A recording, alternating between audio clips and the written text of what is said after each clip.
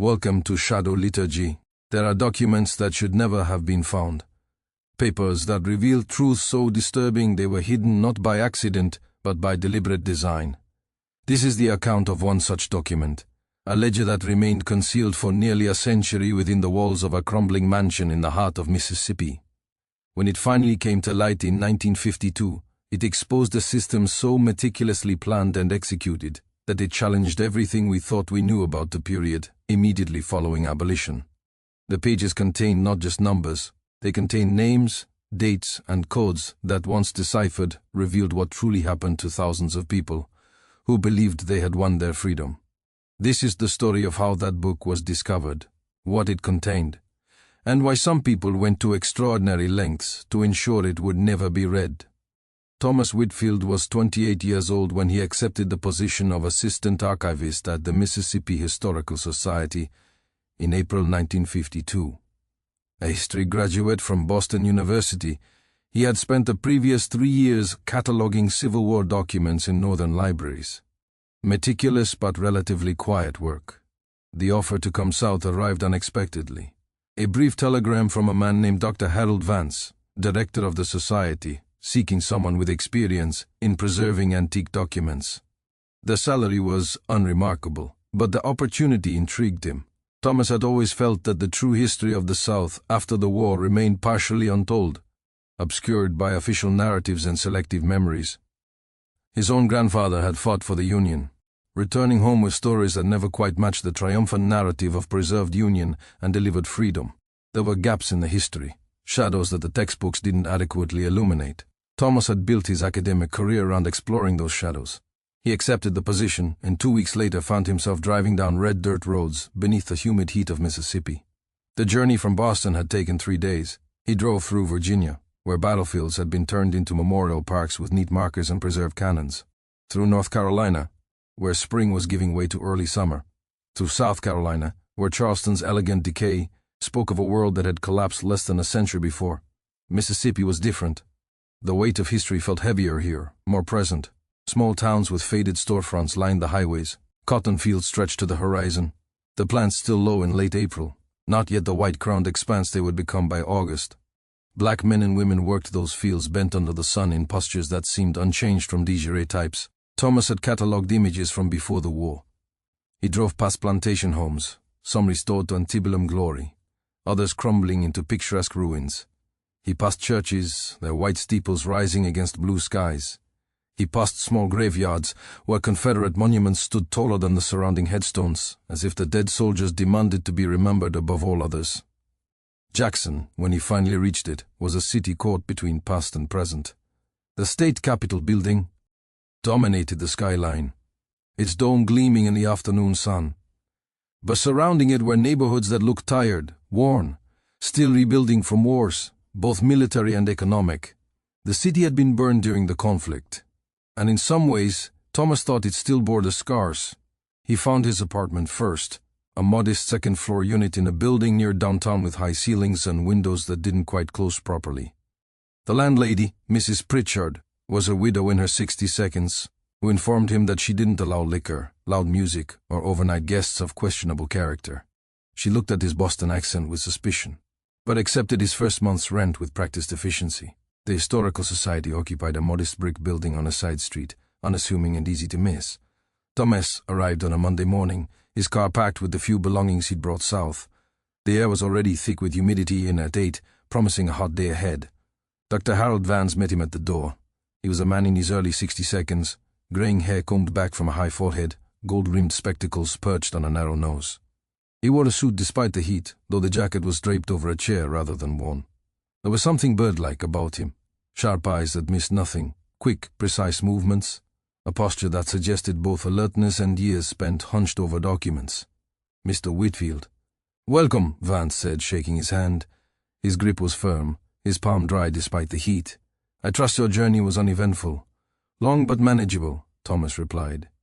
"Your telegram mentioned an unusual collection." Vance's expression shifted, becoming more guarded. "Company. Meet to my office. I'll explain."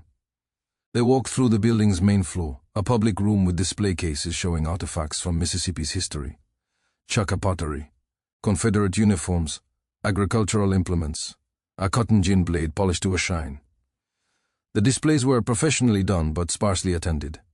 An elderly couple examined a case of Civil War letters. A mother with 2 young children hurried past toward the exit. Vance's office was on the 2nd floor. A cramped room filled with books and papers. Stacks of folders covered every surface. A fan in the corner pushed hot air around without cooling anything. Through the window, Thomas could see the street below, quiet in the morning heat. "We have a situation." Vance began settling into his chair with a sigh. 3 weeks ago we received a donation of documents from an estate in Sunflower County. The owner, Evelyn Garrett, died in February. She was 91 years old, the last of her family line. No children, no surviving siblings or cousins. Her will specified that all historical family papers should come to us. He pulled out a folder and extracted several pages. The family was prominent before the war. Robert Garrett, Evelyn's grandfather, owned one of the largest cotton plantations in the Delta region, over 3,000 acres at its peak. The documents cover nearly 100 years, from 1820 to the beginning of this century. "How much material are we talking about?" Thomas asked. 43 crates, approximately 20,000 individual documents. Vance removed his glasses and cleaned them with a handkerchief. "Your task is to catalog everything, assess the historical value and prepare the most significant items for permanent archival. It's a 6-month project at minimum, possibly longer."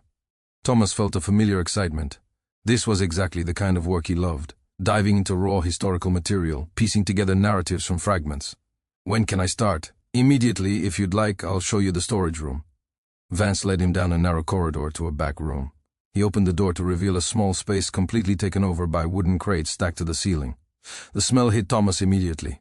Old paper, leather, mildew, dust with an underlying mustustiness that spoke of decades in imperfect storage. Some of the crates were professionally made. Others were clearly improvised from whatever wood had been available. The estate lawyer delivered them personally. Vance said he seemed uncomfortable, made several comments about the family's privacy, about handling certain materials with discretion. When I asked him to be more specific, he became evasive, said we'd understand when we examined the collection. Thomas stepped into the room, running his hand along one of the crates. "The wood was rough, splintering in places, and you haven't started cataloging yet. I did a preliminary survey, opened perhaps 6 or 7 crates just to assess the general content.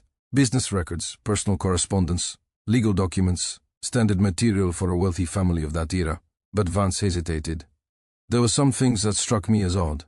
Contracts with unusual terms, letters that seemed to be written in some kind of code or private language. Nothing definitive, but enough to make me think we needed someone with specialized experience. Hence the telegram to Boston. Hence the telegram." Vance checked his watch. "I have a board meeting this afternoon, but you're welcome to begin. Take your time with the initial assessment. Make notes on anything that seems significant. We'll discuss your findings at the end of each week." After Vance left, Thomas stood alone in the room full of crates, 43 of them, 20,000 documents, 6 months of work, possibly more. He rolled up his sleeves, pulled the first crate toward him, and pried off the lid. The documents spilled out like artifacts from a forgotten civilization. Thomas worked methodically, creating categories as he went. Personal correspondence, business records, legal documents, property records, household accounts. He set up or worked in the corner of the storage room, brought in a desk lamp, and began the slow process of examination and classification. The earliest documents dated from the 1820s. Letters from Robert Garrett's father, discussing the purchase of land in Mississippi, then still a frontier region. The letters painted a picture of ambition and opportunity. "The soil here is rich beyond description." One letter read, "Cotton grows with such vigor that a man with capital and labor can make his fortune in a single generation." Labor. The word appeared again and again in those early letters, always capitalized, always meaning the same thing. By 1830, Robert Garrett had purchased 53 people. By 1840, that number had grown to 118. By 1850, 207. The ledgers recorded them with the same clinical detail as livestock: names, ages, physical descriptions, skills, values. Thomas had seen such documents before in northern archives, but always at a distance, always as historical artifacts divorced from their immediate context. Here, surrounded by the accumulated debris of the family that had owned these people, the reality felt more immediate, more visceral. He found letters from 1852 discussing the purchase of a woman named Catherine and her 3 children. The seller praised Catherine's skills as a seamstress and cook. The price was $1,600 for the family. Thomas found himself staring at that number, trying to reconcile the figure with the human beings it represented. The documents from the 1850s showed the plantation at its peak. Detailed harvest records revealed cotton production increasing year by year. Account books showed expenditures on tools, buildings, livestock, and most chillingly, rewards for returned runaways. One entry from 1857, $25 paid to J. Patterson for return of Gabriel, recaptured in Vicksburg. There were inventories that listed people alongside furniture. In the main house, one mahogany dining table, 12 chairs, one sideboard, one silver tea service. In service to the household, Rose cook, age 34. Martha, housekeeper, age 41. Lucy, personal maid, age 19. Thomas worked through that first week, in a state of controlled disturbance. He had studied this history, understood it intellectually, but something about handling the actual documents, seeing the handwriting of people who had treated other humans as property, made it terrifyingly concrete. On Wednesday afternoon, he found a ledger from 1859 that stopped him cold. It was titled Breeding Record and contained entries tracking births, noting parentage, recording infant mortality rates. The entries were matter of fact. Rose delivered a boy child on March 14th healthy, added to nursery group, or Martha's infant died in the night. Cause uncertain. Thomas set it. He ledger aside and stepped outside, needing air. The street was quiet in the afternoon heat. A few cars passed. A woman walked by with a basket of groceries, the mundane present existing alongside this documented horror from the past. He went back inside. There was more to catalogue. The documents from the Civil War years told a story of growing anxiety. Letters from 1861 were optimistic, confident in quick Southern victory. By 1862, the tone had shifted to concern about military setbacks and economic pressure. By 1863, there was real fear. A letter from Robert Garrett to his brother dated May 1863. The Lincoln forces grow bolder by the day. We hear reports of plantations abandoned as the Federals advance. Some of our people have disappeared, run off toward the Union lines, seeking false promises of freedom. I have increased security and discipline to prevent further losses. Another letter from January 1864. The situation grows desperate. Half our able-bodied hands have fled. The remaining are increasingly defiant. I fear what will come if the Federal troops reach this far. Not just defeat, but complete social upheaval. The natural order that has sustained us is under attack. Thomas noted the language. Natural order. As if the enslavement of human beings was ordained by nature itself. The documents from 1865 were sparse. A brief letter from April. It is finished. Lee has surrendered. All that we built, all that we were is gone. I do not know how we will continue. But continue they did. And the documents from the months after the war showed how. It was late Friday afternoon of his third week when Thomas made the discovery that would change everything. He had developed a rhythm by then. Each morning he arrived at 8, catalogued until noon, took a brief lunch at a diner down the street, returned to work until 6 or 7 in the evening. He had processed roughly half the collection, 21 crates, approximately 10,000 documents. The scope of the material was becoming clear. This was not just a family archive, but a comprehensive record of a plantation economy, from its founding through its decline. The crate he opened that Friday was marked simply Office Main Desk 18,600 and 1875. It contained mainly business ledgers, thick books with leather covers where transactions were recorded, and meticulous copperplate handwriting. Thomas had seen dozens of such ledgers already. They were important for economic historians, but generally tedious to examine. Page after page of numbers, dates, commodities, prices. He pulled out the first ledger and opened it. Cotton sales from 1860. 17 pages of entries detailing bales sold, prices received, buyers' names, shipping information. Valuable data for someone studying agricultural economics, but not his primary focus at the moment. The second ledger covered the years 1861-1863. Similar content, sales, purchases, expenditures. The numbers showed declining revenues as the war progressed, matching what Thomas had seen in the correspondence. The third ledger was different. It was larger than the others, bound in dark brown leather that was cracked with age. The cover bore no title or date, just a small brass clasp that had long since lost its lock mechanism. Thomas opened it and found what appeared to be routine plantation records from 1865-1866. Cotton production, tool purchases, building repairs. But something felt wrong. The book W. as too thick. The spine was wider than the number of written pages would require. Thomas set it aside and continued cataloguing, but his eyes kept returning to it. Finally, at nearly 6, he picked up the ledger again and examined it more carefully. He opened it, flat on the table, studying the binding. The leather cover extended about half an inch beyond the edge of the pages, normal for books of this era. But when he pressed on the back cover, he felt something yield slightly, as if there was space between the leather and the wood backing. His heart began to beat faster. He had seen secret compartments in books before. In the Boston archives, he'd catalogued the family Bible with a hidden space where jewelry had been concealed during the war. This felt similar. He retrieved a thin letter opener from his desk and carefully worked it under the edge of the leather lining on the inside back cover. The glue had weakened with age. Slowly, carefully, he separated the leather from the board beneath, and there it was. A cavity had been carved into the thick wooden backing of the cover, roughly 6 in by 9 in, and perhaps half an inch deep. Inside that cavity lay another book. Thomas lifted it out with trembling hands. It was much thinner than the ledger that had concealed it, perhaps 50 pages at most. The cover was smooth black leather, unmarked by any title or decoration. The pages were of higher quality paper than most documents he'd examined, a creamy ivory stock that had aged well. He opened it.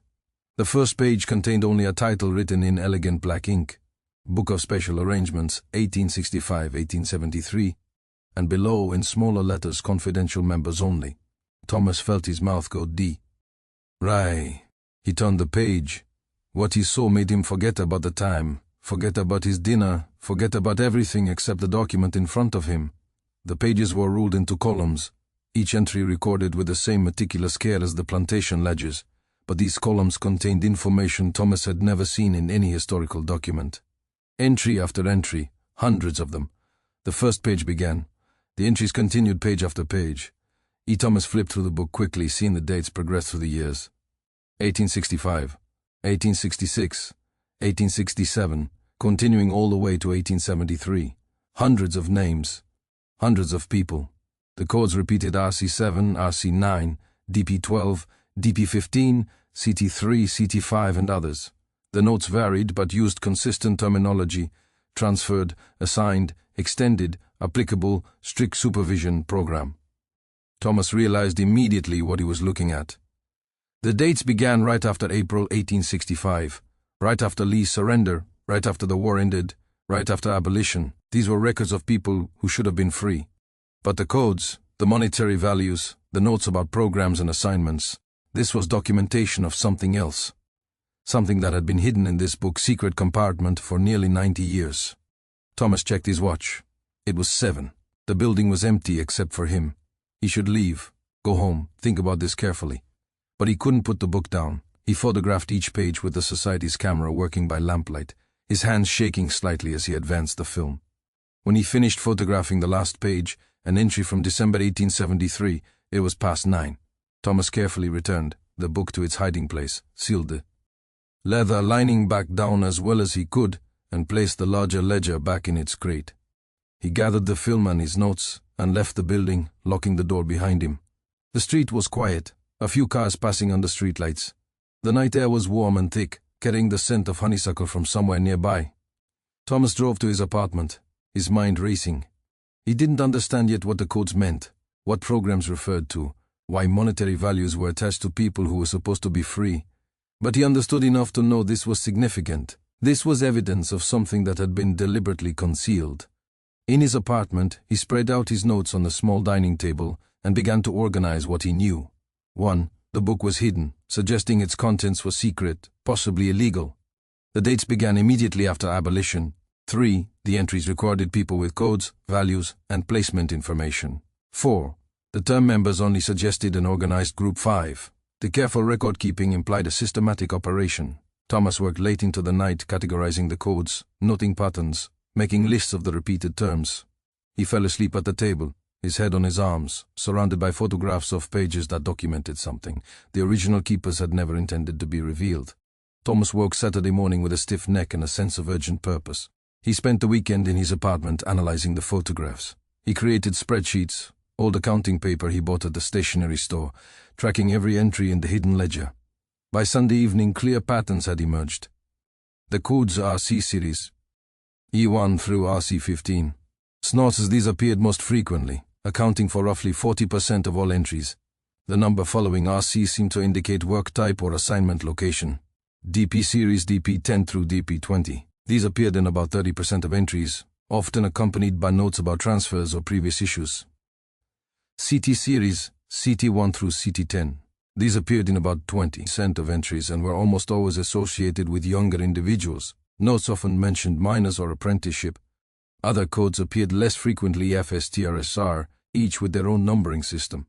The values' monetary amounts range from $180 to $800, with most entries between $350 and $550.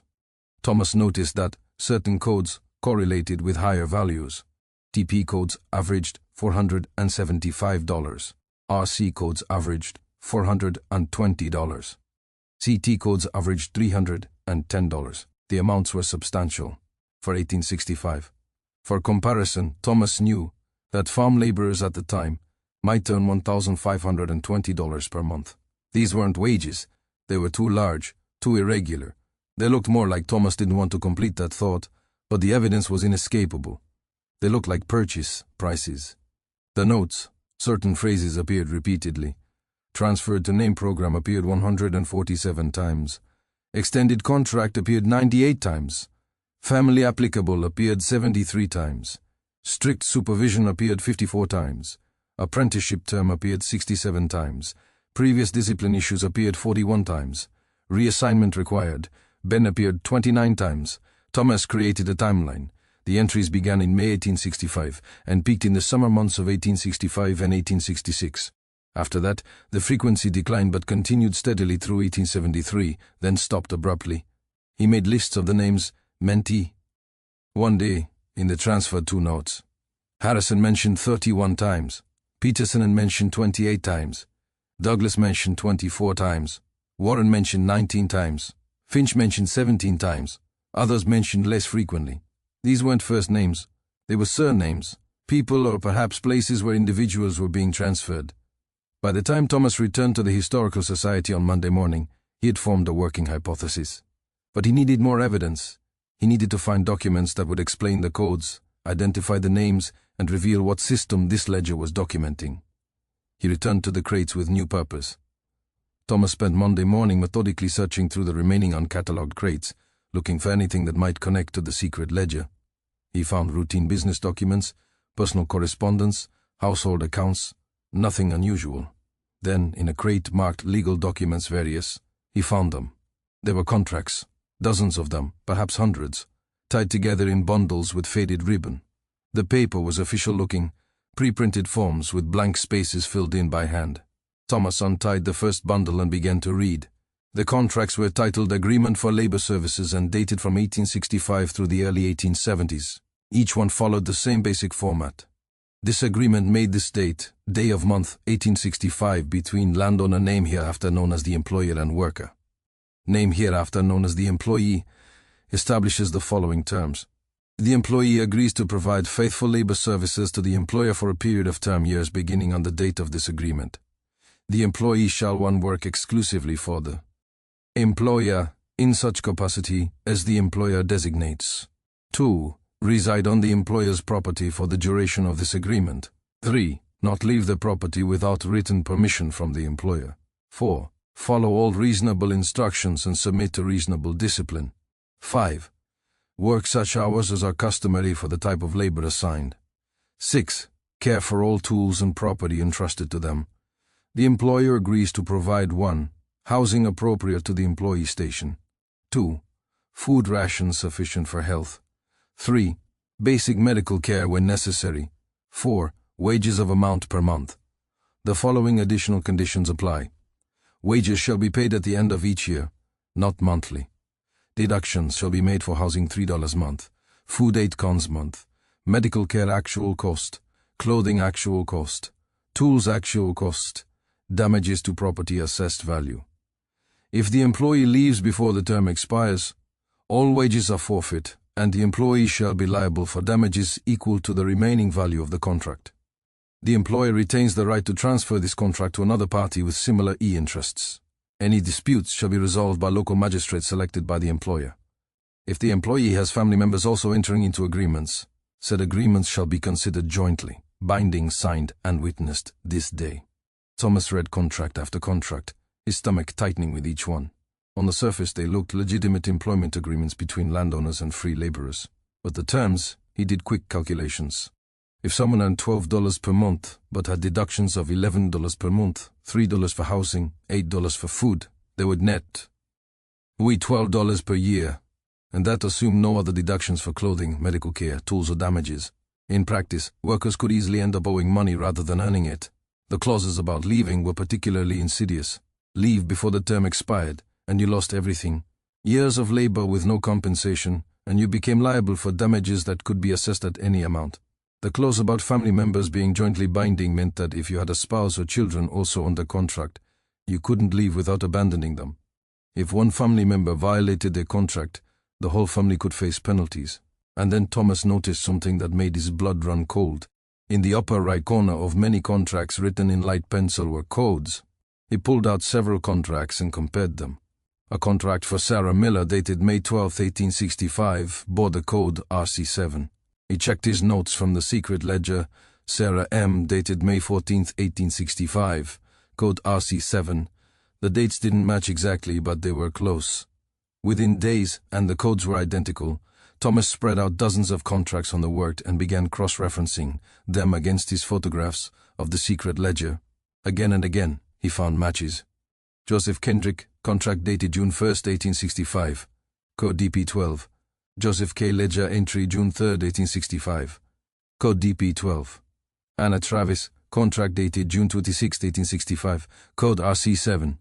Anna T. Ledger entry June 28, 1865, code RC7. Daniel Robinson, contract dated June 30, 1865, code RC9. Daniel R. Ledger entry July 2, 1865, code RC9. The pattern was unmistakable. The people signing these contracts were the same people listed in the secret ledger. The contracts were signed first. Then a few days later, entries appeared in the ledger with codes and monetary values. Thomas found a contract that made the connection even clearer. It was for a man named Marcus Davis, dated July 13, 1865. The contract term was 5 years. In the margins, someone had written in neat script transferred to DP15 category per previous incidents. Harrison placement approved. Value assessment $640. And later in the bundle of contracts he found a second document for Marcus Davis dated July 16, 1865. This one was different. A transfer of contract agreement. It stated that Robert Garrett was transferring Marcus Davis's labor contract to William Harrison of Harrison Plantation, Harrison County. The transfer price $640. Thomas sat back in his chair, his hands shaking. This wasn't just exploitative labor contracts. This was a system for buying and selling human beings under the cover of legal employment agreements. The contracts were designed to trap people in perpetual debt. And in those contracts, those people were being traded among plantation owners like property. Abolition had made slavery illegal. But these men had found a way to continue it under a different name. Thomas spent the next 3 days in a state of controlled obsession. He catalogued every contract, created cross-references to the secret ledger, and began mapping the network of names that appeared in the transfer documents. The scale was staggering. He found contracts for over 600 people, all dating from 1865 to 1873. Not all of them appeared in the secret ledger. The hidden book seemed to record only certain categories of transactions, but the contracts showed the breadth of the system, and the names of other plantation owners appeared again and again. Snorts, Harrison Peterson, Douglas, Warren, Finch, Montgomery, Stevens, Crawford. Each appeared in transfer agreements, sometimes as sellers, sometimes as buyers, always as participants in what Thomas had begun thinking of as the network. Then he found the letter that confirmed his suspicions. It was in a bundle of correspondence from 1865, addressed to Robert Garrett from someone named William Harrison. The letter was dated July 12, 1865, just weeks after the war ended. It read, "My dear Robert, I trust this finds you and your family well in these uncertain times. As discussed at our gathering last month, I write to confirm the arrangements we established. The collapse of our previous labor system presents both crisis and opportunity. We find ourselves with land and capital, but no reliable workforce. The former people, now technically free, find themselves with freedom, but no property, no education, no means of support. Both parties need each other, but the relationship must be properly structured to ensure stability and productivity. The framework we discussed addresses this situation. The standardized contracts establish clear terms of employment while preventing the chaos of free movement. The evaluation system ensures workers are properly matched to appropriate locations and supervisors. The transfer mechanism allows flexibility in workforce allocation while maintaining control. I enclosed the contract templates we agreed upon, along with the coding system for confidential record keeping. Please note the categories. RC residential continuous workers from your own previous holdings continuing in place. DP. Disciplinary placement workers requiring firm supervision transferred from other locations. CT contracted training younger workers in apprenticeship arrangements. FS family separation. Individual workers with family ties requiring management TR. Temporary reassignment, short-term transfers for specific projects. SR special restriction workers with particular issues requiring oversight. The coding allows us to maintain private records of transactions and evaluations without drawing unwanted attention to our arrangements. Official paperwork shows only legal employment contracts. Our private ledgers track the more detailed information necessary for effective management. I have spoken with Peterson, Douglas, Warren, and Finch. All are in agreement and eager to participate. I propose we formalize our cooperation with regular meetings to coordinate our efforts and share information about troublesome workers or successful practices. Our first gathering will be held at my estate on the 15th of next month. I hope you will attend. Discretion is paramount. We meet under the auspices of the Delta Agricultural Preservation Society, a name that should draw no particular notice while accurately reflecting our purpose.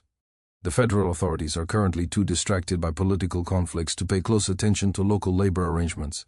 But we must be cautious. Everything we do must appear legal and voluntary. The contracts serve that purpose. Our private records remain private. I look forward to our continued cooperation in preserving the agricultural prosperity that built this region.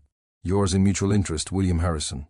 Thomas read the letter 3 times, his horror growing wit. Each reading. This wasn't opportunistic exploitation by isolated landowners. This was organized conspiracy planned and executed deliberately. He searched through more correspondence and found additional letters between members of what Harrison had called the Delta Agricultural Preservation Society.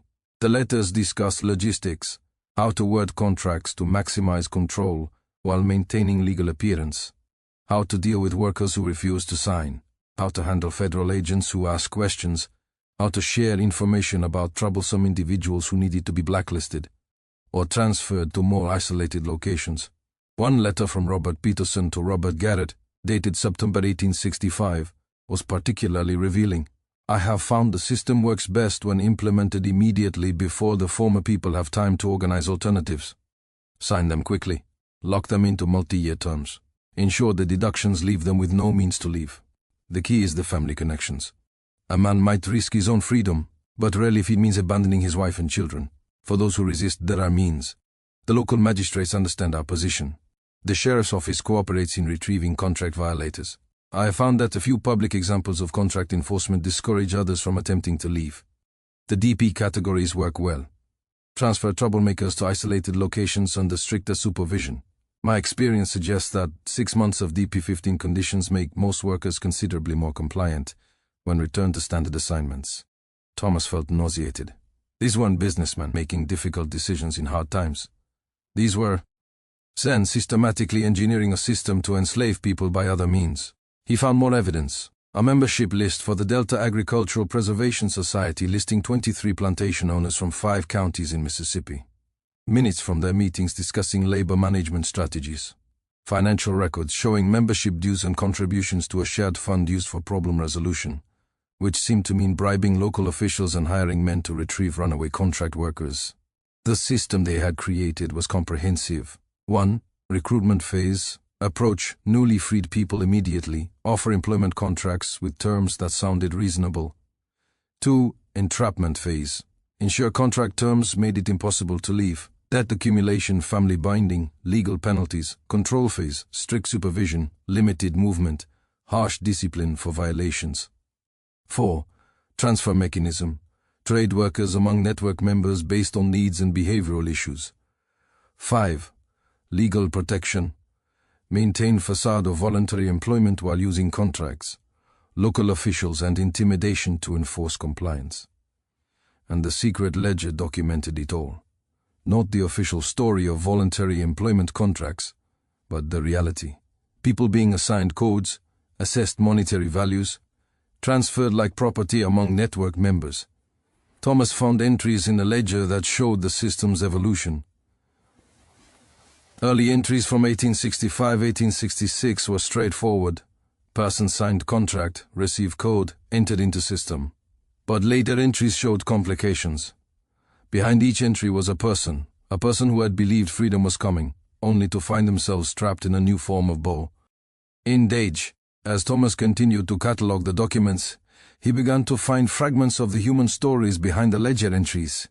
Letters written by workers to family members, confiscated and filed with property records. Testimony from legal proceedings. Notes from plantation overseers about specific individuals. One file contained a letter dated June 1866 from a woman named Sarah Miller to her sister in Memphis. The letter had apparently been confiscated before it could be sent. "Dear Lai, I write hoping this reaches you, though I have little faith it will. They watch us close, and we cannot leave without papers. When freedom came, I thought everything would change. But it is not so different as I hoped. Mr. Garrett came to us in May last year, just after the soldiers left. He said we could stay and work for wages. We had nowhere else to go, no money, nowhere to get food. So we signed papers. We could not read them, but he said it was just for work that we would be paid. The wages never come. He says, we owe for the cabin, for food, for clothes, for everything. After the owing is counted, there is nothing left." When Joseph tried to leave last month to find other work, they brought him back, made him sign new papers. Now he cannot leave for 5 more years. They call us free, but how are we free when we cannot leave? How are we free when we are watched and counted and punished for the same things as before? The only difference is the words they use. I think of you in Memphis with your new husband and your new life. I am glad you got away before this started. Tell your children about me so they will remember. I do not know when I will see you again, your sister Sarah. The letter was dated June 1866. By then, according to additional documents Thomas found, Sarah Miller had been transferred to Harrison's plantation in a deal worth $450. She never saw her sister again. She died in 1871, still under contract, still technically free but practically enslaved. Another file contained testimony from a legal proceeding in 1869. A man named Marcus Davis had attempted to sue for freedom from his contract, claiming it violated his rights. The testimony was transcribed. Mr. Davis states, I signed the paper in July 1865 because they said it was for work. I did not know it said 5 years. I cannot read. They said I would be paid money. I have never been paid. They say I owe for everything. They moved me to another place without asking. They say if I leave, they will put me in jail. This is not freedom. This is the same as before with different words. Mr. Harrison's attorney states, Mr. Davis freely entered into a legal contract for employment. The terms are clearly stated in the document. If Mr. Davis cannot read, that is his deficiency, not our responsibility. He has been provided housing, food, and medical care as stipulated. His labor compensates for these provisions. The contract is legally binding and must be honored. Any attempt to leave constitutes breach of contract and theft of services rendered. Magistrate ruling. The contract appears legally sound. Mr. Davis entered into it voluntarily. The court finds no basis to void the agreement. Mr. Davis is ordered to fulfill his contractual obligations. Should he attempt to leave before the term expires, he shall be subject to penalties as specified in the contract terms. The previous discipline issues apparently meant he had tried to escape from Garrett's plantation before being transferred to Harrison's. After the 1869 court ruling, there were no more records of Marcus Davis. He simply disappeared from the documentation. File after file revealed similar stories. People who believed they were signing employment agreements only to find themselves trapped. People who tried to leave and were forcibly returned. People who complained to authorities and were transferred to more isolated locations. Families separated because one member violated contract terms. Thomas found a particularly heartbreaking series of documents involving a woman named Hannah Travis and her 3 children. Hannah had signed a contract with Garrett in June 1865. Her 3 children, ages 7, 9, and 12, were simultaneously signed into apprenticeship agreements that bound them to work until age 21. Hannah's contract was for 5 years. When it expired in 1870, she asked to leave with her children, but the children's apprenticeships had years remaining. The plantation management informed her she could leave if she chose, but her children would stay to fulfill their agreements. Hannah stayed. Thomas found a note in a plantation overseer's daily log from July 1870. Hannah Travis informed she is free to go. She refuses to leave without children. Resigned to new 5-year contract. Effective control maintained through family binding. Hannah Travis appeared in the secret ledger 3 times. The system had been designed to exploit exactly this kind of situation. Use family connections as leverage. Trap people not just through debt but through love. Thomas began creating a separate file of these personal stories. He felt he owed it to these people whose names had been reduced to codes, whose lives had been reduced to monetary values, whose suffering had been hidden in a secret ledger to document their humanity, their resistance, their stories. But the work was taking an emotional toll. Thomas found himself lying awake at night thinking about Sarah, writing letters that were never sent. Marcus standing in a courtroom where justice was denied. Hannah choosing imprisonment over abandoning her children. These weren't abstract historical events, these were atrocities, and they had been carefully planned, systematically executed, meticulously documented by men who saw nothing wrong with what they were doing. As Thomas continued through the documents, he noticed that the network's methods evolved over time. The entries in the secret ledger showed increasing sophistication in the later years. In 1865-1866, the codes were relatively simple. RC for people from the plantation, DP for transfers, CT for minors. But by 1868, the ledger showed additional notation systems. Someone, probably Robert Garrett, had added columns tracking number of contract renewals, total years under obligation, family members in system, disciplinary incidents, productivity assessments, risk level rated 125. It was like a database before databases existed, a management system for human beings. Thomas found training documents, actual written guidelines for how to manage workers under the contract system. One document titled Best Practices for Labor Retention was particularly chilling. Experience has shown the following methods most effective. 1. Contract duration. Initial contracts of 3 to 5 years are optimal. Shorter terms allow workers too much flexibility. Longer terms may face legal scrutiny. Renewal contracts should extend terms based on accumulated debt. 2. Debt management. Ensure deductions exceed wages, but by amounts small enough to appear reasonable. Food charges of $6 to $10 per month. Housing charges of $2 to $4 per month create steady debt accumulation without appearing excessive in any single category. 3. Family binding. Whenever possible, sign entire families. Separate child apprenticeships create powerful leverage. A worker who might risk personal consequences will rarely risk their family's welfare. 4. Mobility restriction. Require written permission for any departure from property.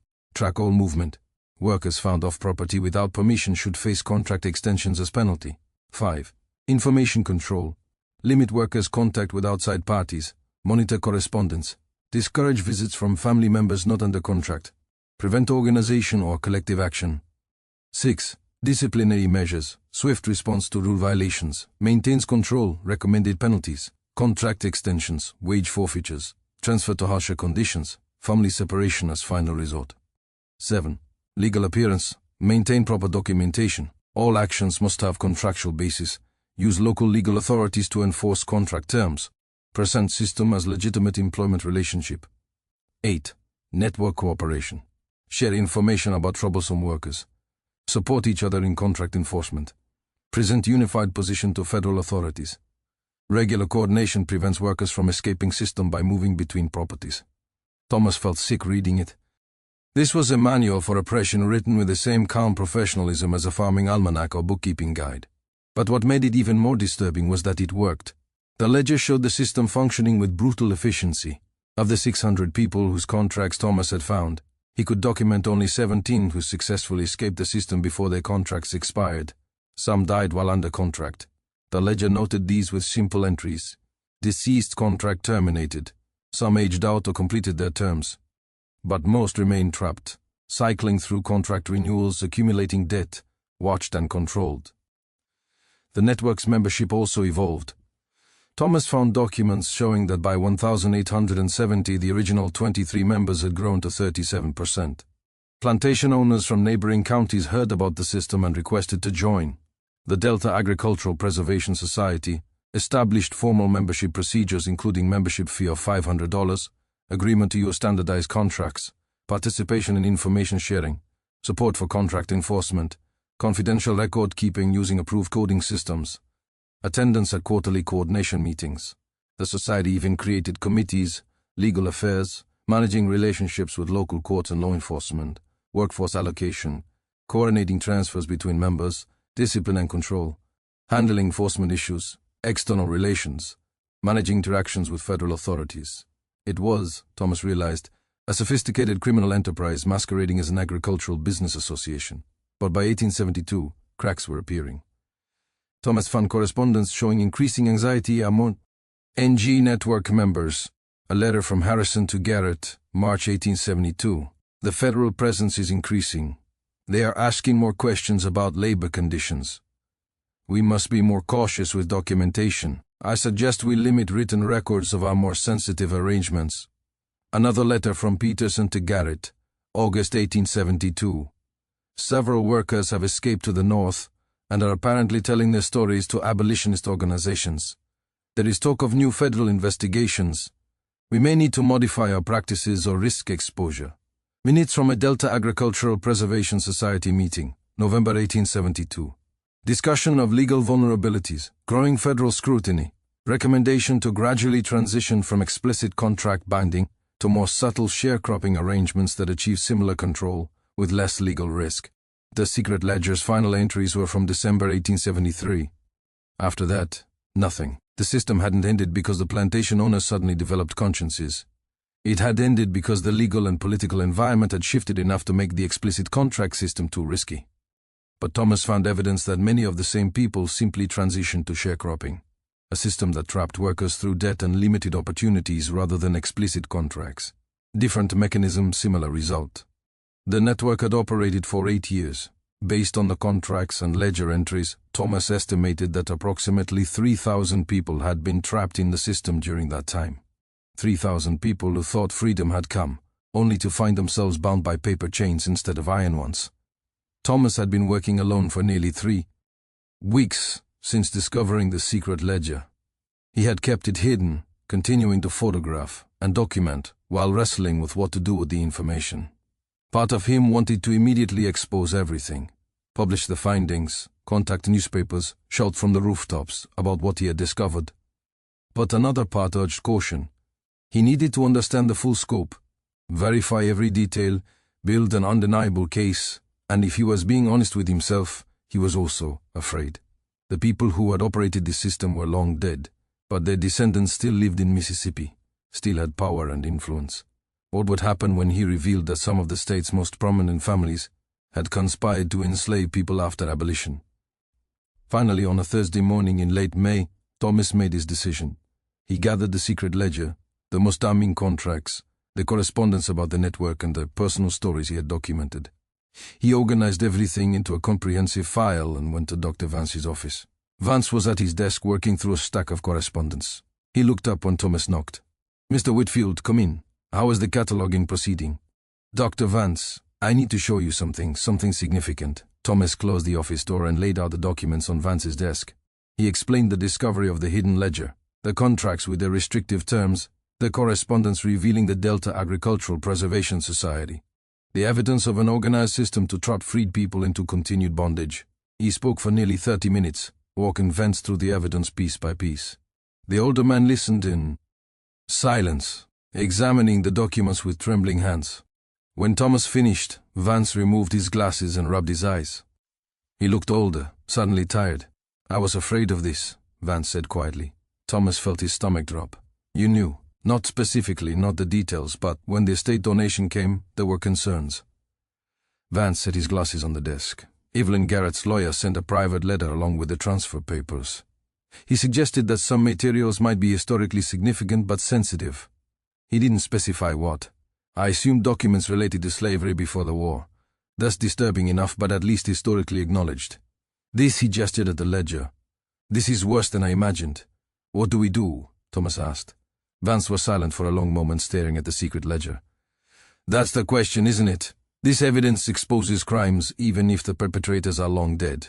It implicates some of the most prominent families in the state, families whose descendants still have considerable power and influence. Are you suggesting we hide it? Thomas felt anger rising in his chest. No, absolutely not. But I'm asking you to consider the consequences of revealing it. There will be resistance, powerful resistance. People will say we're stirring up old wounds, that it serves no purpose to expose events from so long ago, that we're attacking respected families with information taken from their private papers.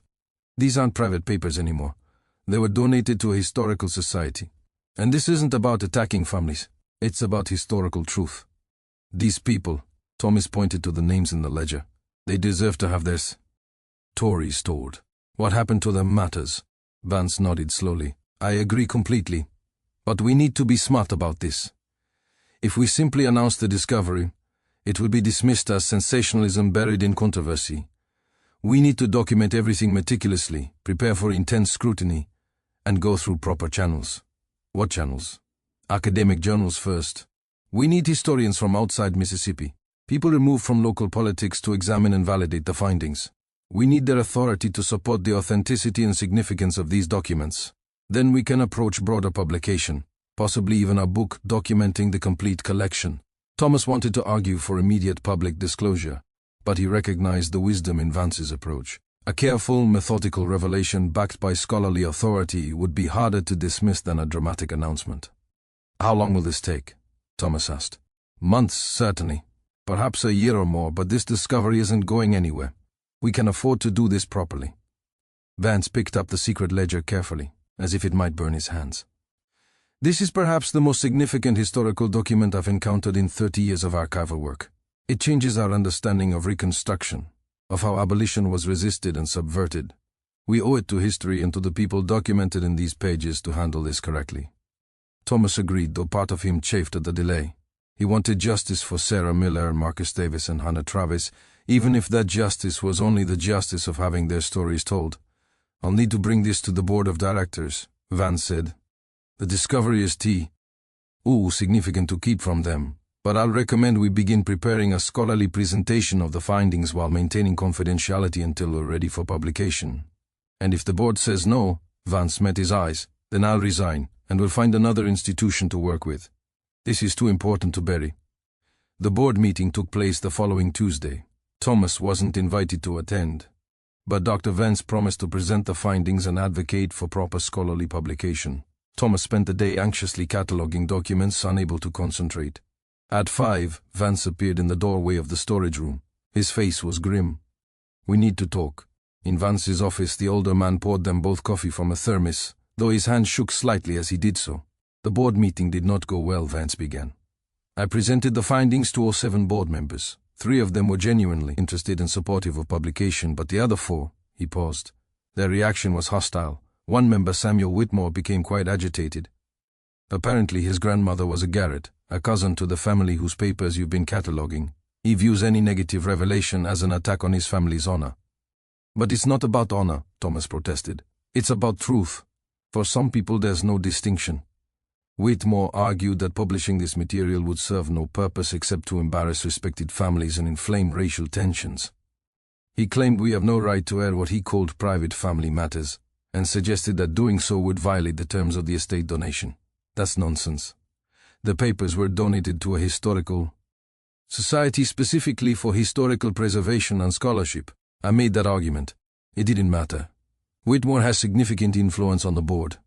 By the end of the meeting, 2 of the originally supportive members had shifted to his position. The board voted 52% against proceeding with publication at this time. Thomas felt fury rising. They can't just bury this. Technically they can. They control the institution's publications, but Vance leaned forward. They can't control us. I told the board that I disagree with their decision and that as director I retain discretion over scholarly access to materials in our collection. I will continue preparing documentation of these findings and will share them with qualified researchers. If the board objects to that interpretation of my authority, I will resign. What did they say? Whitmore threatened exactly that, demanded I resign. But 2 other board members, the ones who voted with me, defended my position. We ended in a stalemate. I remain as director for now, but with clear opposition from a majority of the board. So what do we do? Vance smiled slightly. We continue the work. We document everything, and we begin reaching out to historians and institutions outside Mississippi. The board controls this institution, but they don't control the entire academic world. Over the following week, Vance began making quiet contacts. He wrote to colleagues at universities in the North, historians who specialized in Reconstruction. He described the discovery in general terms, gauging interest in examining the materials. The response was overwhelmingly positive. Every historian Vance contacted expressed intense interest in reviewing T. He documents. Several began making plans to visit Jackson to examine the collection firsthand, but the resistance was growing too. Thomas began noticing subtle changes in his work environment. The custodian who had always greeted him cheerfully now avoided eye contact. The secretary, who had been helpful with supplies, became curt and unhelpful. He overheard conversations that stopped abruptly when he approached. Then one morning Thomas arrived to find the lock on the storage room had been changed. His key no longer worked. He found Dr. Vance, who looked furious. Whitmore was doing. He convinced the facilities manager to change the locks on several rooms, including document storage, claiming it was a security upgrade. I've ordered a new key for you, but it will take a few days. He's trying to block access to the documents. Yes, but he's not succeeding. I have a master key, and I'm authorizing you to work in my office with materials brought from storage. It's less convenient, but it will have to do. That afternoon, Thomas received a phone call at the society. A man who identified himself only as a concerned citizen told him that people are watching and that certain historical matters are better left in the past. The call ended before Thomas could respond. He told Vance about it. The older man's expression darkened. I've received similar calls. Whoever is behind this wants to intimidate us. Is it working on me? No, but I'm 63 years old with a modest pension already secure. You're 28 with a career ahead of you. I will understand if you want to step back from this. Thomas thought about Sarah Miller's letter never sent, about Marcus Davis standing in a courtroom where Justice E. was denied, about Hannah Travis choosing captivity over abandoning her children. I'm not stopping, he said. The following week brought escalating pressure. 2 board members formally called for Dr. Vance's dismissal. A local newspaper ran an article, carefully worded but clearly hostile, about controversial materials at the Historical Society, and questions about whether sensational claims about respected historical families served legitimate scholarly purposes. Thomas's landlady, Mrs. Pritchard, mentioned that she had received inquiries about a tenant from concerned parties. She didn't elaborate, but her manner became cooler. Then the legal threats began. Thomas received a letter from an attorney representing several families, descendants of Delta Agricultural Preservation Society members. The letter claimed that any publication of materials from the Garrett estate would constitute defamation, invasion of privacy, and misuse of donated materials. It demanded that Thomas cease all work related to the documents and threatened legal action if he proceeded with publication. Similar letters went to Dr. Vance and to the Historical Society's board. Vance's response was to forward copies to the American Historical Association and the American Civil Liberties Union, both of which immediately expressed support for the scholar's right to examine and publish historical materials. They're desperate, Vance said. These legal threats have no merit. The documents are legitimately in our possession. The research is scholarly, and the First Amendment protects publication, but they're hoping to intimidate us or at least slow us down. Despite the pressure, or perhaps because of it, scholars began arriving to examine the documents. Professor Elanina Wright from Yale came first, spending a week in Jackson, reviewing the secret ledger and related materials. Her assessment was unequivocal. The documents were authentic, historically significant, and documented a systematic effort to subvert abolition.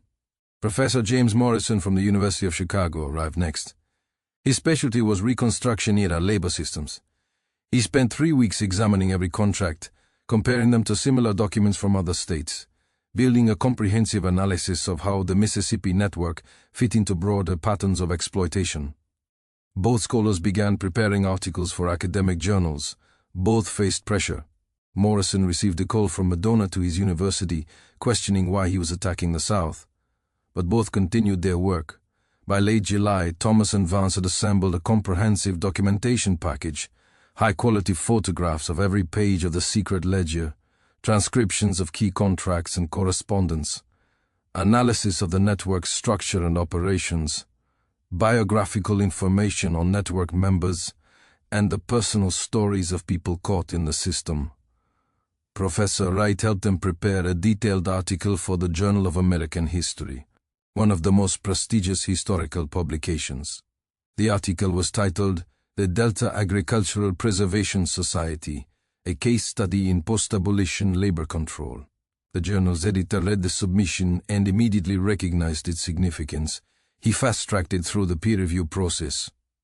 By September, the article was accepted for publication in the December 1952 issue. But before the article could appear, the story broke in an unexpected way. Her name was Margaret Foster, and she was an investigative journalist for the Chicago Daily Tribune.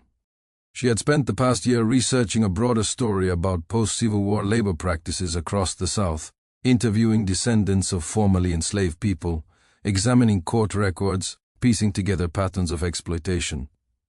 She heard rumors about documents in Mississippi, whispers in academic circles about a significant discovery that was meeting local resistance. She made phone calls, contacted scholars, and eventually reached Professor Morrison, who mentioned his work with materials at the Mississippi Historical Society. Margaret arrived in Jackson in early August, armed with press credentials and a reputation for thorough, relentless reporting.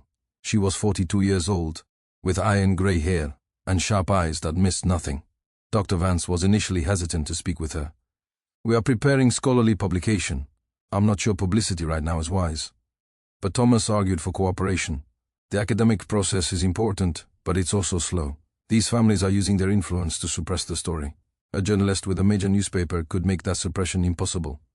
After discussion, they decided to give Margaret limited access, allowing her to examine the materials and conduct interviews, but asking her to hold publication until after the academic article appeared. Margaret agreed and then spent 2 weeks in Jackson, conducting the most thorough investigation Thomas had ever witnessed. She didn't just examine the documents, she cross-referenced them with census records, court proceedings, property records. She tracked down descendants of people named in the contract. She located surviving court records from cases where workers had tried to challenge their contracts. She interviewed Thomas and Vance extensively. She contacted other scholars who had examined the materials. She even attempted to interview descendants of the plantation owners, though most refused to speak with her. One elderly woman, Catherine Morrison, did agree to an interview. She was the great-granddaughter of one of the network members. She told Margaret, "I know what my great-grandfather did. I found some old papers in our attic years ago, contracts with terrible terms. I tried to talk to my family about it, but they didn't want to hear it. They'd rather pretend it never happened, but it did happen, and I think people deserve to know the truth." Margaret's article was devastating in its detail. She didn't sensationalize, she simply presented the facts, letting the documents speak for themselves. She quoted extensively from the secret ledger, the contracts, the correspondence planning the network. She told the personal stories of Sarah Miller, Marcus Davis, Hannah Travis, and others. The article was titled, "Hidden Records Expose Post-Slavery Bondage System in Mississippi." It appeared on the front page of the Chicago Daily Tribune on September 14, 1952. The response was immediate and explosive. Northern newspapers picked up the story within days.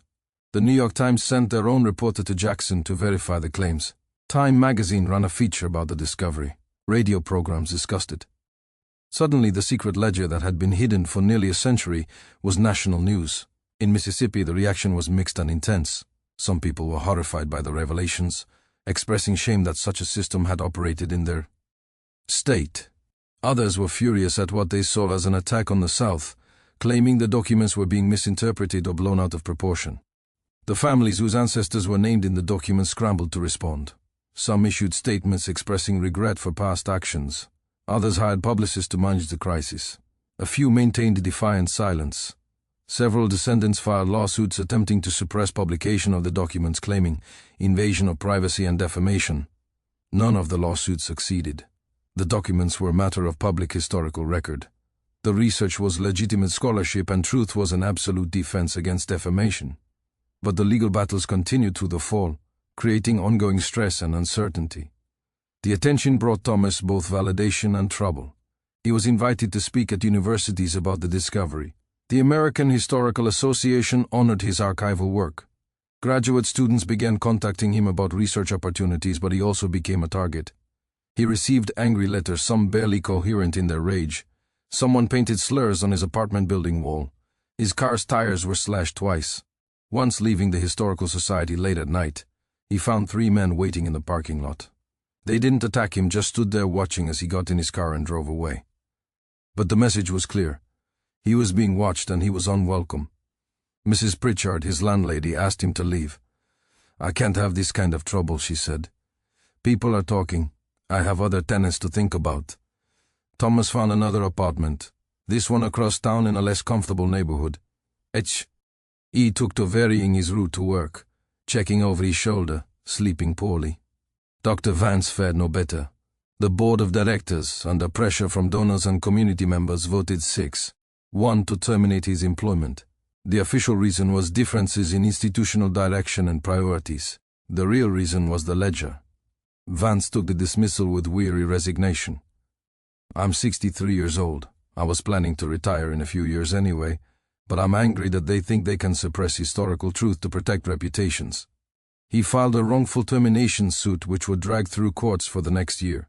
Eventually, he would receive a settlement that paid his remaining salary, though without the pension increase he would have earned by retiring normally.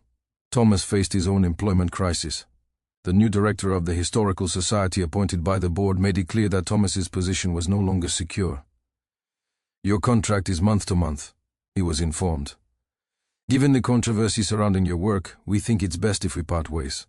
Thomas was being fired for uncovering historical truth, but opportunities emerged from unexpected quarters. Professor Wright at Yale offered him a research position. The University of Chicago expressed interest in hosting him as a visiting scholar. The NAACP Legal Defense Fund wanted his help documenting similar systems in other southern states. Thomas chose the Yale position. It would mean leaving Mississippi, leaving the documents he'd spent months cataloging, leaving the work unfinished, but staying no longer seemed safe or productive. Before he left, he spent a final day at the Historical Society, photographing the remaining materials he hadn't yet documented. The new director watched him suspiciously, as if Thomas might steal something. Dr. Vance came to say goodbye. They stood in the parking lot, the Mississippi heat pressing down like a heavy blanket. "You did important work here," Vance said. "Don't let anyone tell you otherwise. You gave voice to people who were silenced. You exposed a system that operated in darkness that matters more than comfort or convenience." "I keep thinking about them," Thomas said. "Sarah Miller, Marcus Davis, all of them. All they lived through it, they suffered through it, and then they died without anyone knowing or caring what had been done to them. At least now people know. At least now their stories are told." "That's the work of history," Vance replied, "giving voice to the voiceless even decades after they're gone. You did that.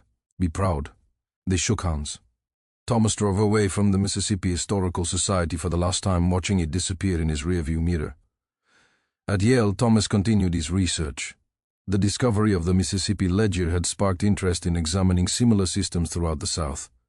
Scholars began digging into archives in Georgia, Alabama, Louisiana, South Carolina, and they found evidence of similar practices. In Georgia, a researcher discovered a cache of contracts nearly identical to those Thomas had found in Mississippi, with the same restrictive terms, the same debt-trapping mechanisms, the same family-binding clauses. In Louisiana, correspondence between plantation owners revealed discussions of labor retention strategies and coordination to prevent workers from escaping by moving between parishes. In South Carolina, court records showed dozens of cases where freed people had been forced to return to plantations to fulfill contracts they often couldn't read and didn't understand. The pattern was clear. The Mississippi network wasn't unique. Similar systems had operated across the South. Organized efforts by former slave owners to maintain control and extract labor, even after abolition made slavery illegal. Academic conferences were organized to study these findings. Books were published analyzing the legal mechanisms used to circumvent freedom. The period immediately following the Civil War came under renewed scrutiny, and a more complex, darker picture emerged than the one typically taught. Thomas became a leading expert on what scholars began calling neo-bondage systems that maintained many characteristics of enslavement under technically legal but profoundly unjust structures. He published articles in journals, gave lectures at universities, collaborated with other researchers examining post-war labor exploitation. The work brought him professional recognition but also personal isolation. He struggled to maintain relationships, always preoccupied with the research, always thinking about the people whose stories he was uncovering. In 1956, he published a book titled Freedom Betrayed: Contract, Labor, and Economic Bondage in the Post-War South. It won academic awards and became required reading in many universities. But it was also banned in several southern school districts, condemned as propaganda by some, and celebrated as crucial historical revelation by others. The book dedicated its final chapter to the personal stories Thomas had uncovered. Sarah Miller writing letters that were never sent. Marcus Davis seeking justice in a courthouse that denied it. Hannah Travis choosing imprisonment over abandoning her children. He felt he owed them that recognition not just as data points but as human beings who had suffered and resisted. Reviews of the book were divided along predictable lines. Northern academics praised it as groundbreaking scholarship. Southern newspapers called it a hatchet job designed to smear the region. The truth, as always, was more complicated than either characterization allowed.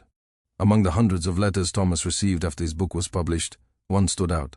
It arrived in early 1957, written in careful script on plain stationery. Dear Professor Whitfield, my name is Dorothy Carter. I am 73 years old and I live in Chicago, though I was born in Mississippi in 1884. I am writing because I saw your book in the library, and when I read it, I cried for 3 hours. My grandmother's name was Elizabeth Richardson. She died when I was 15, so I knew her well. Heard her stories directly. She told me about the plantation where she worked after freedom came. She told me about signing papers she couldn't read, about being told she owed money for her housing and food, about trying to leave once and being brought back. When I was a child listening to her stories, I didn't understand. I thought maybe she was confused, or maybe she was exaggerating because the memories were painful. How could she be enslaved after slavery ended? It didn't make sense to me. But then I read your book. I read about the contracts, the codes, the network, and I understood. It wasn't confusion or exaggeration. It was real. It was a system. My grandmother was trapped in exactly the kind of arrangement you described. She finally escaped in 1871, walked 50 miles to Memphis with nothing but the clothes on her back, and my infant mother wrapped in a shawl. She never went back to Mississippi, never felt safe there again. She worked as a lairess in Memphis, saved enough money to send my mother to school, gave us a life. But she never felt truly free, not completely.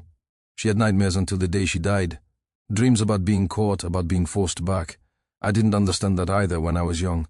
How could you not feel free if you are free? Now I understand. Because freedom on paper isn't the same as freedom in fact. Because trauma stays with you. Because when you've been betrayed once, you never fully trust again. I'm writing to thank you. Thank you for proving it was real.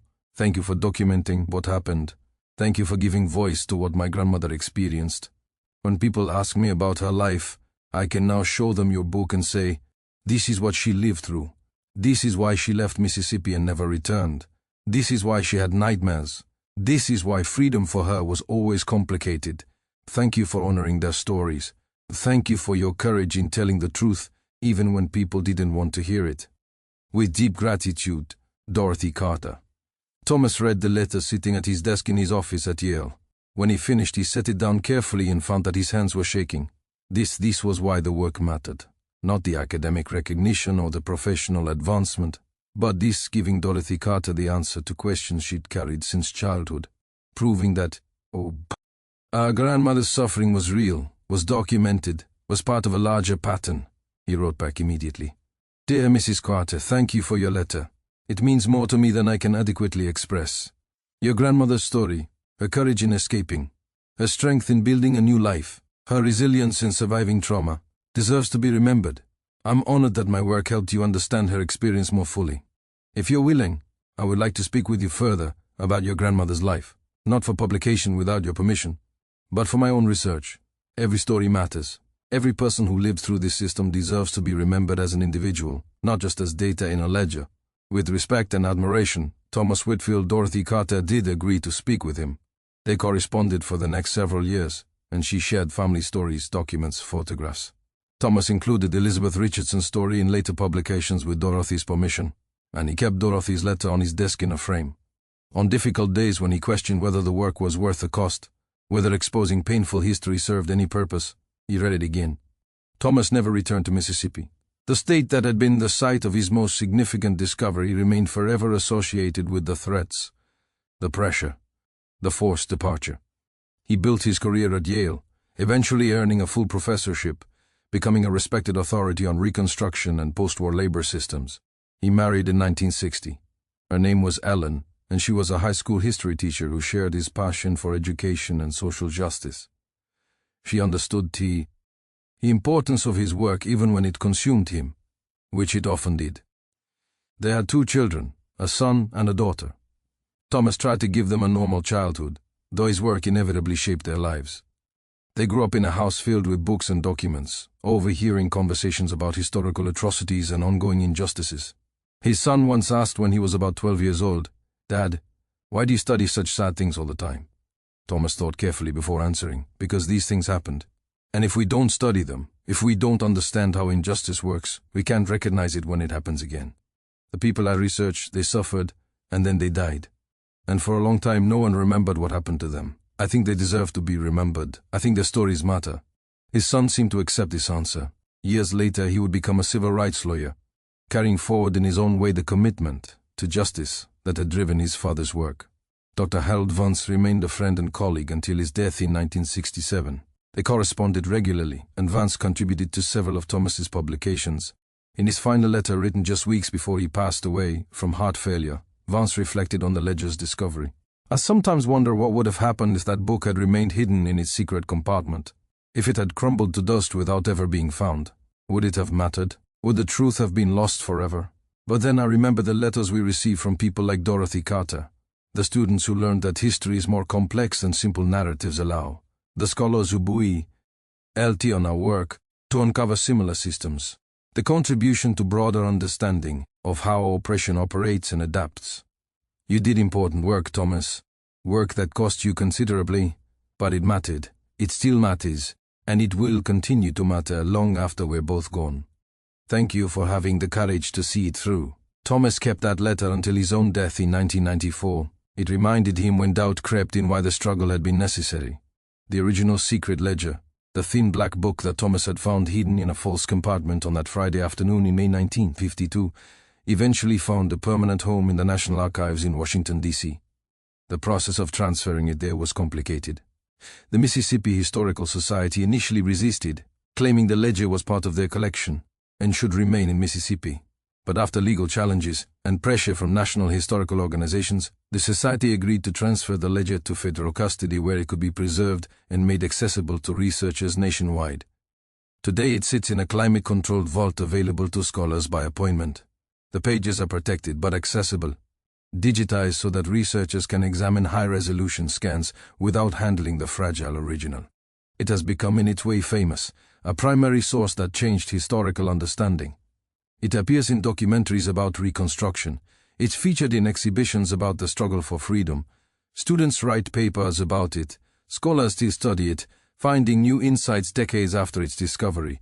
But beyond academic circles, the ledger's discovery had broader impacts. It contributed to growing awareness about how systems of oppression adapt rather than disappear. How legal frameworks can be manipulated to maintain injustice. How freedom requires not just abolition of explicit bondage, but also dismantling of structures that trap people through debt, limited opportunity and unequal power. The families whose ancestors were documented in the ledger as owners faced different fates.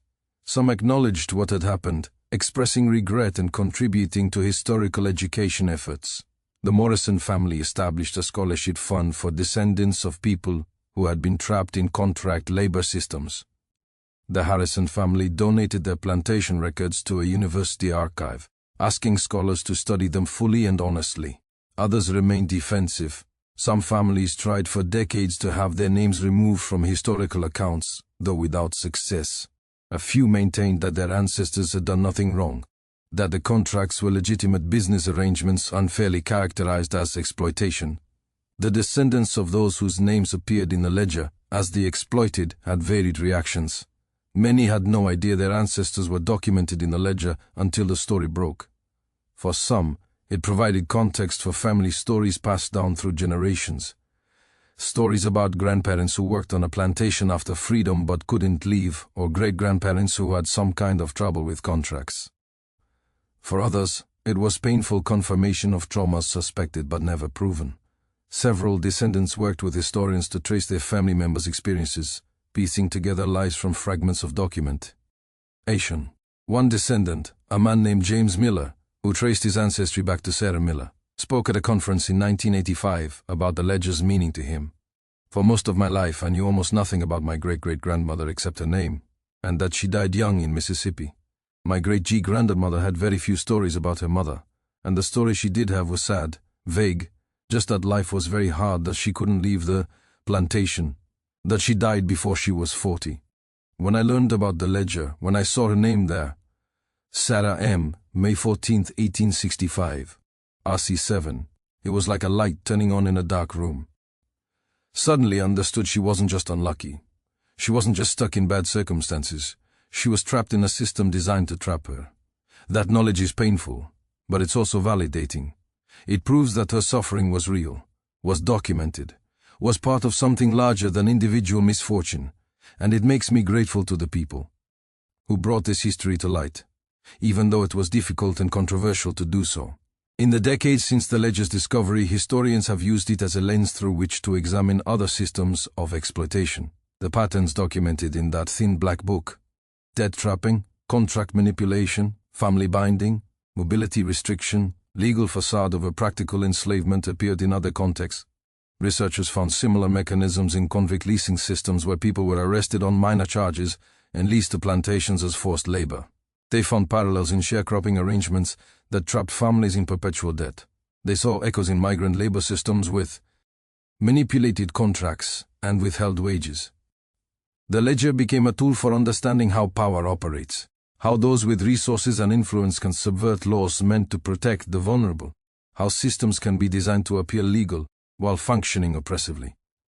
Modern researchers have even drawn connections to contemporary issues. Immigration systems where workers' legal status depends on employer sponsorship, creating vulnerability to exploitation. Prison labor where incarcerated people work for minimal or no wages. Debt that traps people in predatory lending arrangements or prevents escape from abusive situations. The specific system documented in the ledger ended in the 1870s, but the patterns it revealed, the methods, the rationalizations, the systematic nature of exploitation continued in various forms. Thomas in his later writings reflected on this. The Delta Agricultural Preservation Society operated for less than a decade. The specific contracts they used are long obsolete. The men who designed this system are long dead. But the impulse that drove them, the desire to control, to profit from others' labor, to maintain hierarchies of power, that impulse did not die. What the ledger teaches us is not just history. It teaches us to recognize patterns, to look beneath surface legality to practical reality, to understand that oppression adapts, taking new forms when old forms are prohibited. The ledger is a warning as much as a historical record. It warns us that noble words on paper, whether emancipation proclamations or constitutional amendments, mean nothing without enforcement and vigilance. It warns us that those who benefit from injustice will seek ways to insinuate under new names. It warns us that freedom is not a gift given once, but a condition that must be constantly defended and expanded. The ledger itself, the physical object, bears marks of its history. The black leather cover is worn smooth in places where hands held it. The spine is cracked from being opened repeatedly. The pages are slightly wavy, suggesting exposure to humidity during its decades hidden in Mississippi. Forensic analysis conducted in the 1970s revealed interesting details. The ink used throughout was consistent, suggesting a single writer, almost certainly Robert Garrett himself, made all the entries. The handwriting showed no signs of deterioration over the 8 years of entries, indicating Garrett maintained steady health during this period. The paper quality was high, better than typical business ledgers of the era. This suggested the ledger was created specifically for this purpose, not improvised from available materials. Someone, probably Garrett, had acquired fine paper and had it bound in plain black leather without identifying marks. The ledger was designed from the start to be secret. The false compartment in the larger ledger that hid the secret book was skillfully constructed. The wooden backing had been carefully hollowed out, lined with felt to prevent the hidden book from rattling, and sealed so that the modification was nearly undetectable. This wasn't hasty concealment. This was planned, deliberate hiding, with the expectation that the ledger might need to remain hidden for a very long time. Conservation experts who examined the ledger noted that if it had remained in its hiding place much longer, it might have been destroyed. The humidity in Mississippi. the lack of air circulation in the sealed compartment, the acids in the leather and paper, all were slowly degrading the document. Another decade or two, and the ledger might have become illegible, or disintegrated entirely. Thomas sometimes thought about this during his years at Yale, the contingency of it all. If he had catalogued the crates in a different order, he might have set that particular ledger aside and never returned to it. If he hadn't noticed the slight thickness of the spine, if he hadn't investigated further, if he had been less curious or more tired that particular Friday, the ledger might have remained hidden. The truth might have stayed buried. Sarah Miller and Marcus Davis and Hannah Travis and all the others would have remained names in documents that no one connected to a larger system. History, Thomas realized, was full of such contingencies. How many other secret ledgers remained hidden? How many other systems operated without leaving such clear documentation? How much of the past remained unknown because the evidence was successfully concealed or destroyed? The survival of this one ledger and its discovery was in some ways a matter of luck. But Thomas preferred to think of it as something else, a small victory for truth over concealment, for memory over forgetting, for the voices of the exploited over the desires of the exploiters to hide their actions. Thomas Whitfield died in February 1994 at age 70 from complications of pneumonia. He had remained professionally active until the end, still publishing, still lecturing, still mentoring graduate students, researching various aspects of exploitation and resistance. His funeral bow, as attended by family, colleagues, former students, and several descendants of people whose names appeared in the ledger. Ellen read one of Dorothy Carter's letters during the service, the one thanking Thomas for proving her grandmother's suffering was real. Among Thomas's papers, his family found a journal entry from 1952 written shortly after he discovered the secret ledger. It read, "I don't know yet what I've found. Not fully, but I know it's significant. I know it's evidence of something terrible, something that was deliberately hidden. Part of me wishes I hadn't found it, because now that I know, I can't unknow. Now that I've seen these names, these codes, I have a responsibility to them. Sarah M. Joseph K. Hannah T. They were real people. They lived and suffered and died. And someone reduced them to initials and codes and monetary values. Someone hid the record of what was done to them. I don't know if I'm the right person to bring this to light.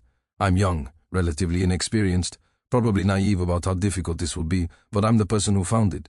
So, I guess I'm the person who has to do something about it. I think history is a kind of resurrection. We can't bring these people back to life. We can't undo what was done to them, but we can remember them. We can tell their stories. We can refuse to let them be forgotten. That's what I'm going to do, whatever it costs." Ellen, reading this entry after Thomas's death, wept because she knew what it had cost. The career disruption, the threats, the years of controversy and criticism, the toll of spending a lifetime immersed in documentation of human suffering. But she also knew what it had achieved. The true CH revealed, the stories told, the contribution to historical understanding, the impact on people like Dorothy Carter, who finally had answers to questions they'd carried for years. At the memorial service held at Yale, Professor Elenina Wright, now elderly herself, one of the first scholars who had examined the ledger in 1952, spoke about Thomas's legacy. Thomas Whitfield changed how we understand Reconstruction. Before his discovery of the Delta Agricultural Preservation Society ledger, we knew that the post-war period was difficult for freed people. We knew there was exploitation, but Thomas showed us the systematic nature of it, the organization, the deliberate design. He showed us that this wasn't just economic hardship or social prejudice. It was calculated, coordinated oppression. But more than that, Thomas showed us what it means to be a historian. It means having the courage to reveal uncomfortable truths. It means giving voice to the voiceless. It means persisting even when powerful interests want you to stop. It means understanding that history isn't just about the past. It's about how we understand ourselves and our society in the present. The ledger still exists. The evidence is still there. Future generations will continue to study it, to learn from it, to grapple with what it reveals. That's Thomas's legacy. Not just the discovery, but the commitment to truth that drove him to share it despite the costs. The plantation where Robert Gerhardt operated his part of the network no longer exists as such. The land was subdivided over the years, sold off piece by piece. The main house burned down in 1967. Some said arson, others claimed faulty wiring. No one was charged. The land was eventually developed into housing subdivisions and commercial property. Nothing remains of the physical plantation except some property markers, a few old foundations visible in overgrown lots and faded photographs in archives. The world that the ledger documented has vanished, but the ledger remains. It sits in its climate-controlled vault in Washington, D.C. Though a small black book that contains multitudes, 50 pages documenting 8 years during which thousands of people were trapped in a system designed to circumvent their freedom. Researchers still request access to it. Students still write papers about it. It appears in textbooks and documentaries. It exists now in digital form, accessible to anyone with an internet connection. The codes have all been deciphered, the names identified, the system exposed in exhaustive detail, yet in some ways it remains mysterious. The human stories behind each entry, what Sarah Miller thought when she signed her contract, what Marcus Davis felt standing in that courthouse, what Hannah Travis told herself to endure year after year. Those internal experiences are lost to history. The ledger documents actions and outcomes, but not feelings and thoughts. We know what happened to these people. We don't fully know what it was like to be them. And that gap between historical documentation and lived experience is perhaps the ledger's final lesson. We can study the past. We can excavate its evidence. We can reveal its secrets. But we can never fully reclaim what was lost. We can only remember and learn and commit ourselves to ensuring that such systems never operate again. The families whose ancestors were exploited this system have scattered across the country over generations. Many don't know their connection to those names in the ledger. Some do know and have done their own research, tracing family lines back to Mississippi plantations, piecing together stories from fragments. The families whose ancestors operated the system also live on, mostly unaware of or uncomfortable with their historical connection. A few have engaged seriously with this history, acknowledging it and working to address its ongoing impacts. The system itself, the Delta Agricultural Preservation Society, the network of plantation owners, the coded ledgers and restrictive contracts, all of that ended in the 1870s. But its echoes persist in structures and patterns that evolve from it. Sharecropping, convict leasing, debt pawnage, mass incarceration, each with its own specific mechanisms, each part of a longer history of finding ways to control and exploit those with less power. The ledger bears witness to one chapter in that history. It proves that abolition on paper didn't mean abolition in practice. It documents how systems adapt, how oppression takes new forms, how freedom must be not just declared but actively defended. And it reminds us that truth, even truth that is buried and hidden, can be revealed. That documents kept secret for decades can come to light. That voices silenced in their lifetimes can speak to us across the years if we're willing to listen. The ledger exists. It waits in its vault for the next researcher, the next generation of students, the next person trying to understand how injustice works and how it must be opposed. It has survived against odds, despite efforts to conceal it. And, in surviving, it has ensured that the people it documents are not forgotten. Sarah M., Joseph K., Hannah T., Marcus D., Elizabeth A. All the names, all the codes, all the stories, they remain not just as entries in a hidden ledger finally brought to light, but as human beings whose experiences, whose suffering, whose resistance to a system designed to trap them, all of that becomes part of our collective memory when we choose to remember rather than forget. That choice to remember, to face difficult truths, to learn from history rather than bury it, that's what Thomas Whitfield fought for. That's what the ledger in its continued existence demands of us. The past is never truly past. It shapes the present in ways we often don't recognize. Documents like the ledger help us see those connections, understand those patterns, and hopefully build something better. The work continues,